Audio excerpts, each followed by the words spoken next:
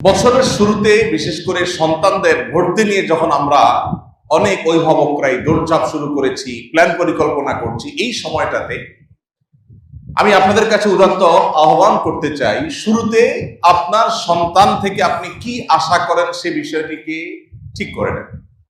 আপনি কি সন্তানকে শুধুমাত্র একটা টাকা পয়সার মেশিন হিসাবে দেখতে চান, নাকি একজন মানুষ হিসাবে দেখতে চান? এই সিদ্ধান্তটা আপনাকে আগে নিতে হবে।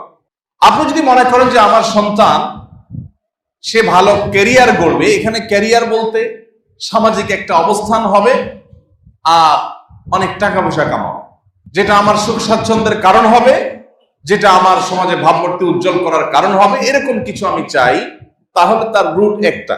আর যদি বলেন যে না, আমার সন্তানটা মানুষ হোক, অমানুষ না হোক, ভালো মানুষ হোক, খারাপ মানুষ না হোক, এটা আমার প্রধান টার্গেট। এর পাশাপাশি সে ভালো ক্যারিয়ার গড়ে তুলুক, ভালো ডাক্তার ইঞ্জিনিয়ার হোক, ভালো আলিম হোক, ভালো প্রতিষ্ঠিত মানুষ হোক, সেটা আমি চাই, তাহলে তার রুট আরেকটা।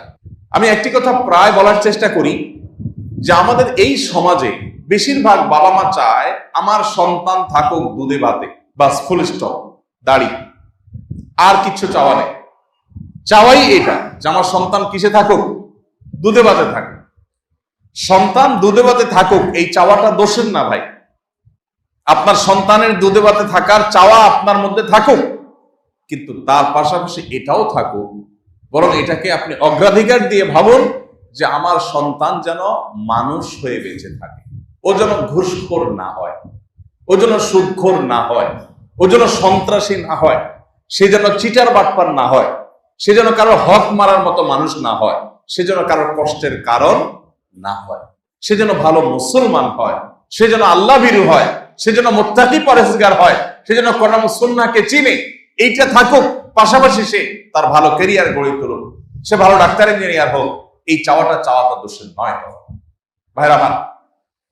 সন্তানের শুধু দুধভাতের চিন্তা যারা করেন, হয়তো সন্তান দুধভাত পেয়েও যায়, হয়তো ভালো লাইফ, লাক্সারিয়াস লাইফ সে পেয়েও যায়, কিন্তু ভালো মানুষ না হওয়ার ফলে সন্তানের ওই সুখময় স্বাচ্ছন্দ্যময় জীবন, তার ওই উন্নত ক্যারিয়ার বাবা মাকে আনন্দ দেয় না।